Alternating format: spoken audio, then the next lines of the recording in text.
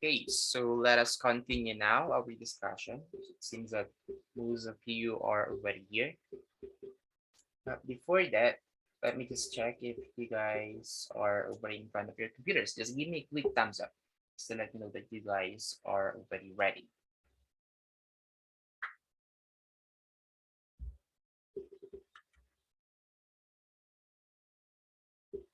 Only two? Only three already? What about the others?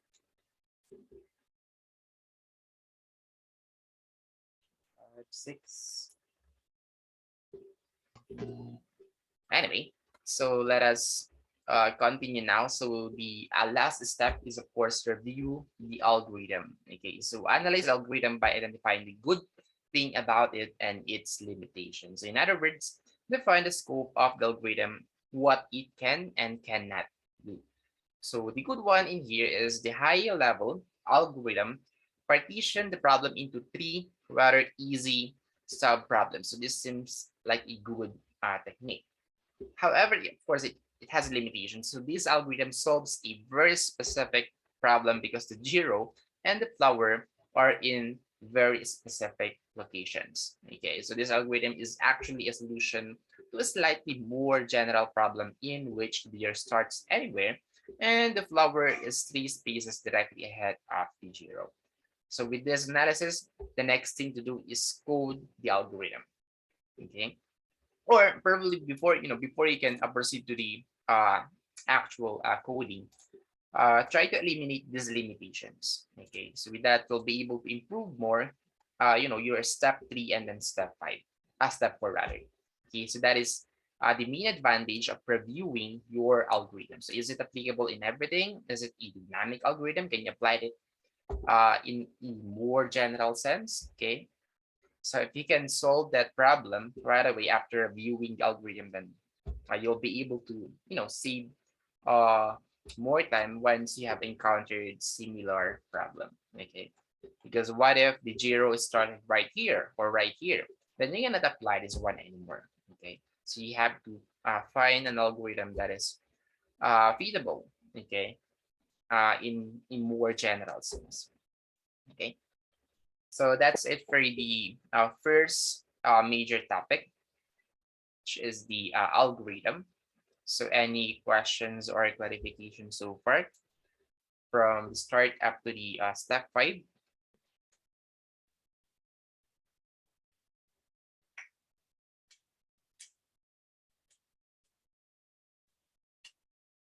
Questions?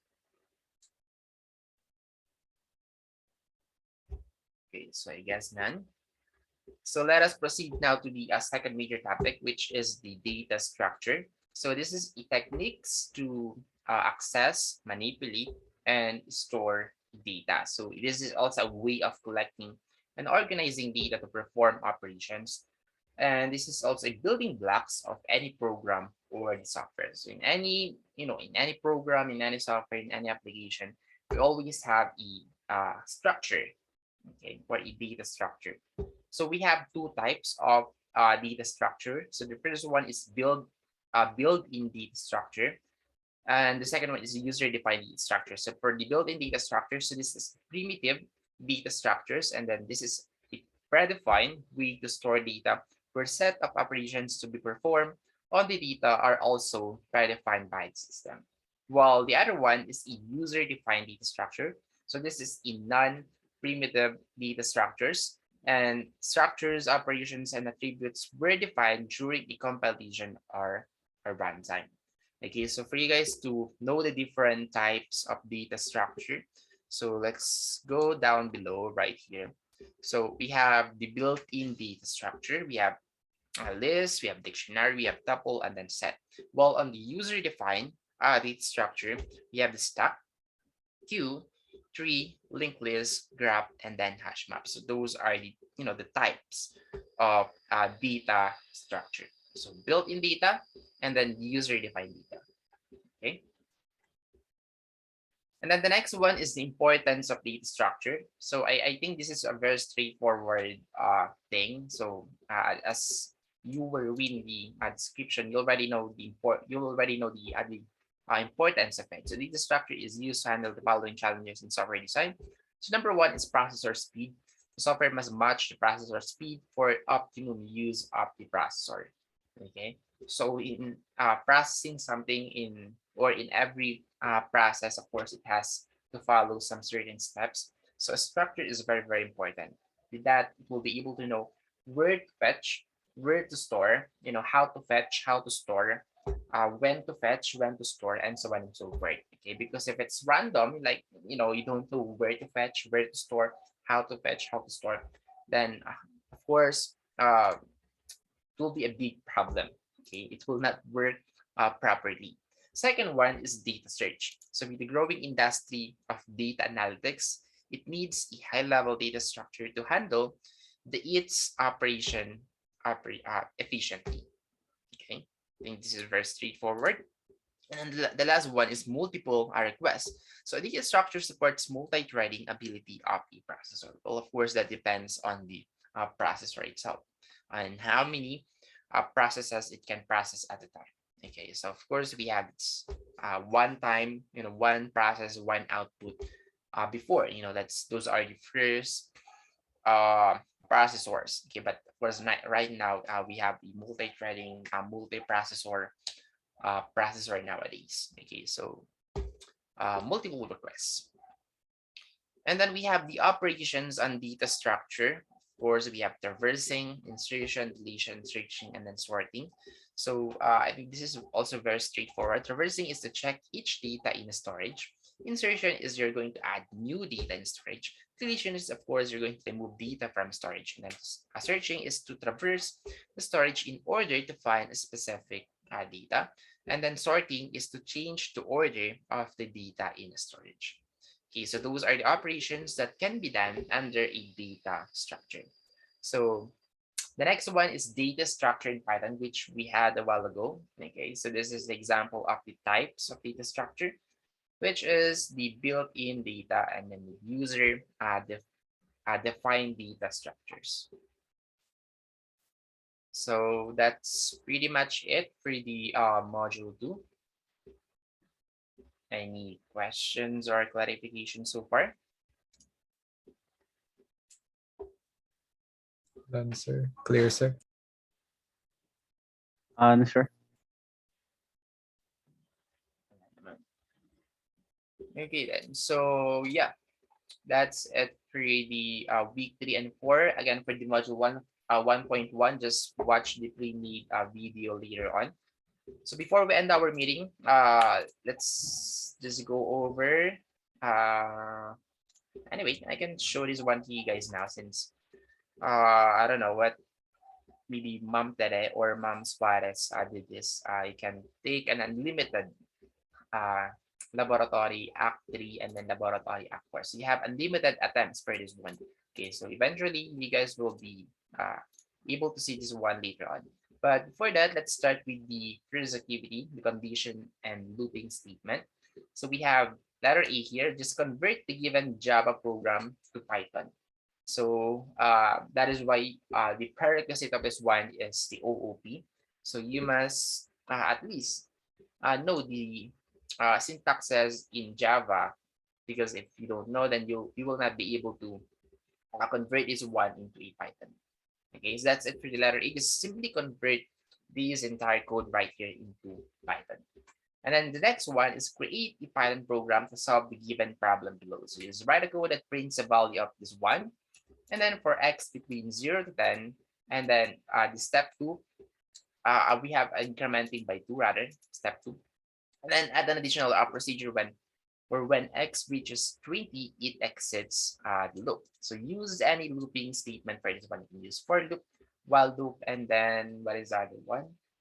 For while, and then I think if, or while if. I forget the other one, but yeah, we have 3 types of looping. So you will need to import math to use the power function. So starting concatenation and range, start and then steps. You can use this one. Okay. Conditional statement is used for additional procedure. Okay. Let's wait a second. Okay. Sorry about that. So that's it, the condition and looping statement. So this is 20 points, so 10 points for the letter A, and then 10 points for the letter B. So this is, or this will be due on June 3. So it's a week from now. Okay. The second one, okay, is a data structure and algorithms. This is similar with the module 2, the examples right here. Okay, the one that we had with Jiro, the kangaroo-like thing. So create an algorithm for the following problem. Use a Jiro problem as an example. So provide information needed on each step, and then move. Here's how you do this one. So move each bar from tower A to tower C. You can only move one bar at a time, and then you are not allowed to place the larger disk onto a smaller disk. So you must have yellow, and then above it is a green or red. Okay, you cannot put anything above the red since that is the smallest bar. The only thing that you can put above the green is, of course, the red one. Okay, and then we have another number, or we have another question, right, for the creating an algorithm. So in 4 moves, reposition the circles from position 1 to position 2. Okay, and then 1 move means sliding a circle clockwise, counterclockwise, left, or right, at least touching the nearest 2 circles. So otherwise, it's an invalid move. Okay, so we have a hint here to help you guys on how to solve this problem. So use 6 coins to practice. Okay, so we have the position 1, and then having this one as your position 2. So we have some examples here. What are the valid thing to do? Okay, so we have a move, moving clockwise, we have moving to right, and then this is an invalid move. Okay, so this is also a 20 points, so 10 points for the first one, and then 10 points for the second one. The same, this will be due on June 3, so it will be a week from now. So are we clear so far for this one? Yes, sir. Okay, so for the lab number 3, we only have 2 questions. So the first one is creating a Python program for the following. So we have if statement, okay, and then if the product between variable temp1 and variable temp2 exceeds 2.5 degrees, calculate error as temp1 minus temp2 times factor, and then display the value of error. And then you can use if else. If the user enters a EOU, then your program should display a message indicating that the entered letter is a vowel. Otherwise, your program should display a message indicating that the letter is a constant. And then by using if else, so allow user to input his or her height in meters and weight in kilograms, and then compute for the body mass index using the formula. And then the BMI can be solved by using this formula. So it's weight divided by height squared, and then display the BMI and its body fat equivalence. You use the conditions given below. Okay. So yeah, we have 3 program for the question 1. So just compile it into, let's say, maybe you can just submit a bar file for this one, because one. So one Python file for this one, and then another Python file for this one, and another Python file for this one. Okay, or if you want, you can create a one program for this one. It's also okay if that is what you guys want. So the first question is about this if statement. Then after solving this one, we have another, question. Okay, or by using an if else. Okay, and then the next one is after the if else. Then we have another question wherein you're going to ask the height and then the weight of the person. Okay. So in here, just use if, else, and then else, and then submit that one as one file. Or if you guys can submit 3 files individually, is it possible? Just try that one. 3 Python file. If that is possible, then just do that one. Okay. For the question 2, I think this is the easiest one. So create a Python program for the following that displays the pattern given below. So use the range start and form of range function since you want to start with 1. Okay, so you can do this one just actually in just 10 seconds.